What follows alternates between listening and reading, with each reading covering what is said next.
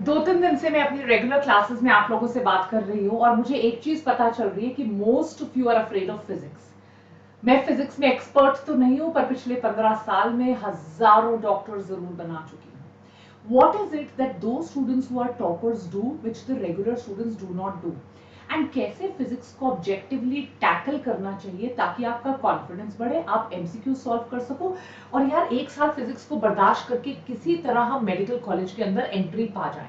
सो क्या करना है, चलिए फटाफट से मैं आपको बताती हूँ। Let us quickly start. सबसे पहले बच्चों, आप इस बात को 5 या 6 पॉइंट्स हैं जो 4 या 5 मिनट के अंदर खत्म हो जाएंगे, सो प्लीज पे अटेंशन। ये एक थ्योरी एग्जाम नहीं है। Please stop taking this exam as if it is a theory exam. आप इसको भी फिजिक्स की तरह, ऑर्गेनिक केमिस्ट्री की तरह बिस्तर पे बैठ के पढ़ते हो। नीट एक थ्योरी एग्जाम नहीं है। अगर आप लोगों ने कम से कम 8 या 9 बार एक एक एमसीक्यू प्रैक्टिस नहीं किया, मैं बार बार आपको बोल रही हूँ, quality more than quantity. 200 MCQ मत करो, 50 एमसीक्यू करो, बट वो 50 एमसीक्यूज एक चैप्टर के 5 बार करो। Everything that I am going to tell you, मैं आपको सिर्फ 5 पॉइंट्स बताऊंगी, पर जो 5 पॉइंट्स मैं आपको बताऊंगी प्लीज आप उन पे गौर फरमाइए, उनको ध्यान से करिए। नीट एक थियोरी का एग्जाम नहीं है। बोर्ड्स की तरह प्रिपरेशन मत करो, रीड मत करो, आप सिर्फ प्रैक्टिस करो, और उसमें भी quality more than quantity.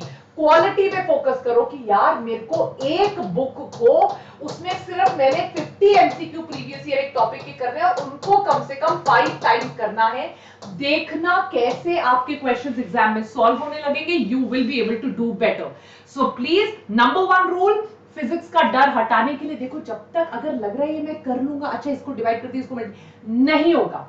You have to do it. You have to do it many times. You have to do the same question 4 to 5 times for you to get speed, for you to get accuracy, for you to do well in the exam. So practice is the key to success. जो failure और success का जो step है, वो step सिर्फ practice है। Rule number 1. Rule number 2. देखो, जब कोई बच्चा चलना शुरू करता है, वो भी तो 10 बार गिरता है, राइट? यार कम से कम मतलब 6-6 महीने लगते हैं सिर्फ उठ के खड़ा होकर 2 कदम चलने में, तो आपको ये क्यों लग रहा है कि इमीडिएटली आ जाएगा?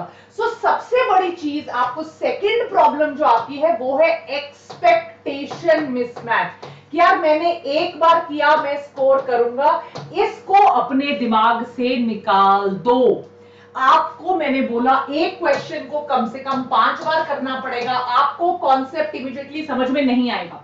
इसी से होती है फ्रस्ट्रेशन। फ्रस्ट्रेशन की वजह से दोबारा पढ़ते नहीं, उसकी वजह से नंबर नहीं आते, और वो एक इलॉजिकल फियर आप लोगों के दिमाग में, मतलब literally it's like it's in on your mind, right? So it's just a mental thing, it's in your mind. Let me tell you one thing, you've got to practice it. You've got to practice it at least 5 to 6 times before you think that you will be able to do. इस objective से जाओ, इस mindset से जाओ कि मुझे 5-6 बार पढ़ना पड़ेगा तभी मुझे समझ में आएगा। That is when you will be able to do well in the examination, right? तो एनसीईआरटी 2 या 3 बार पढ़ो, वीडियोस देखो, ये आपका 2-3 दिन का प्रोजेक्ट है।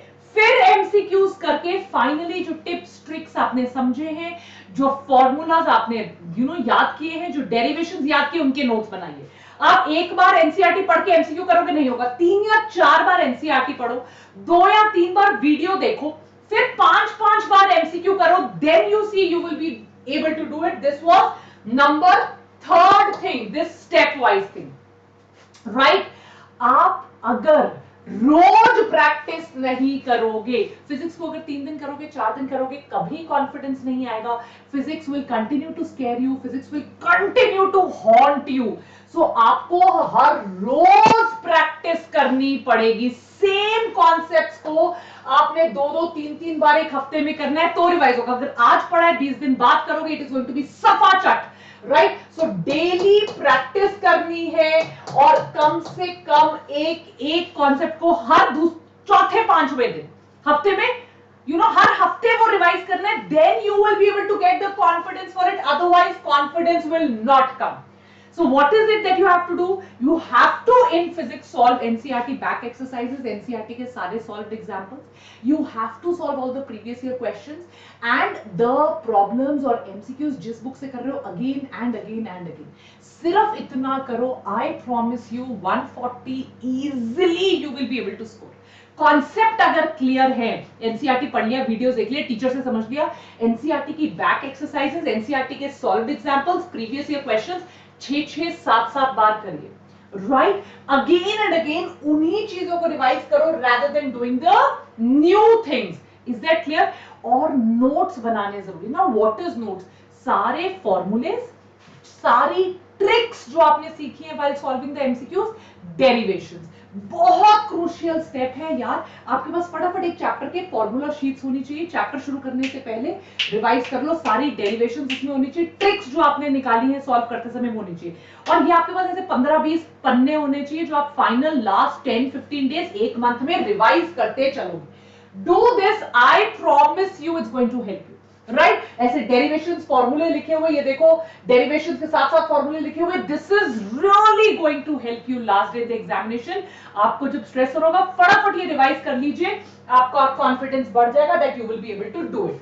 राइट, टेस्ट दीजिए. टेस्ट ये नहीं है कि नंबर कितने आ रहे हैं, टेस्ट आपकी आंखें खोलेगा, कहां गलती कर रहे हो, कौन से चैप्टर में गलती कर रहे हो, किस टाइप की कैलकुलेशन मिस्टेक्स कर रहे हो, क्वेश्चन समझ में नहीं आ रहा, थ्योरी हो गया है, एप्लीकेशन नहीं हो रहा, 4 बार करके भी क्वेश्चन सॉल्व नहीं हो रहा, so that you are able to pinpoint, यार ये प्रॉब्लम है और इस प्रॉब्लम को अब मैं कैसे सॉल्व करूं. सो प्लीज टेस्ट दीजिए. इट इज नॉट कि यार मेरे 50 नंबर है, 60 नंबर है. It will tell you, it's eye opening, what are the mistakes that I am making, What type of mistakes am I making? How much am I scoring? क्या मैं कैलकुलेशन मिस्टेक्स कर रहा हूँ, क्या मुझे क्वेश्चन समझ में नहीं आ रहा, क्या मैं फॉर्मूला अप्लाई नहीं कर पा रही, व्हाट इज इट, क्या टाइम कम पड़ रहा है, मेरे क्वेश्चन सॉल्व होने पर टाइम बहुत लग रहा है, what is the problem. Please give test.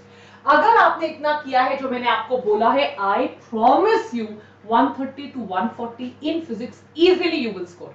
Do your NCERTs, do your previous year questions, and do most importantly the formula sheet revision. All the very best. I am always with you.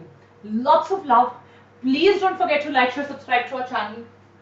Most important, Telegram group join कर लीजिए. यहां पर जाइए, इसको scan करिए, biotronic PCB Telegram group जरूर join कीजिए सो that you get all notifications, live lectures, schedules, जो स्पेशल लेक्चर्स ऐसे फिजिक्स केमिस्ट्री के हो रहे हैं, सारी चीजें आपको पता चलती रहनी चाहिए.